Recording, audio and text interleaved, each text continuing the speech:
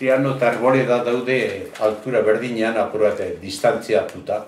Eta Trianon zegoen apaiza, Arboledan bizi izan gurekin, eta Triano utzi zuen. Eskatu zuen nahiko denpora daramala eta ute bestia eta buena. Utzi zuen. Eta obispuek esan zuen Imanol, enkargate de Triano. Bien, vale. Zer gertatzen zitzaidan, hau hasiera baten izen zen, Arboleda joan nitzenean, ni mesan baten joeten nitzen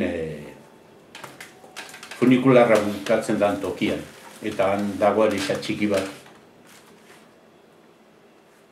Eta seminarien ikasten dezuz gauza asko, baina bagajez. Ikasten dezu, morala bebai, eta gogoratzen naiz, ni lehenengoko konfesionazioen behin hirubider erolan eseriko nintzen, eta emakumea behin eta mal uso del matrimonio. Bueno.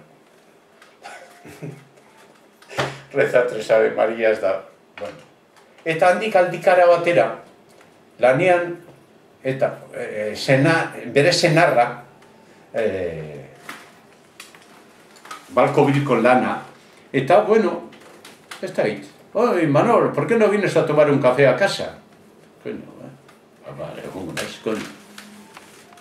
Hau da, bere emaztean nereekin konfesatu zer esan zidan, eta etxea ikusi duen.